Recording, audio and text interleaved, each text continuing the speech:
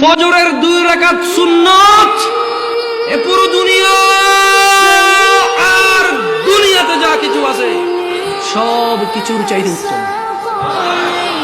তাহলে যে 2 রাকাত সুন্নত পৃথিবীর চাইতে উত্তম, ওই 2 রাকাতের সুন্নতের পরে যে 2 রাকাত ফরজ রয়েছে, এই ফরজের আল্লাহু আকবার কি দিয়ে মিটাবা? এই ফরজের সামি আল্লাহু লিমান হামিদা কি দিয়ে মিটাবা? কত টাকার মালিক হয়েছে তুমি নামাজের কাফারা দিবা? যেখানে সুন্নত 2 রাকাতের মূল্য পুরো পৃথিবীর সমস্ত সম্পদ বিক্রি করে যদি একটা স্বর্ণ কিনা হয়, ওই স্বর্ণকে যদি এক পাল্লায় রাখা হয়, আর ফজরের 2 রাকাত সুন্নতকে যদি এক পাল্লা রাখা হয়, ফজরের 2 রাকাত সুন্নত ভারী।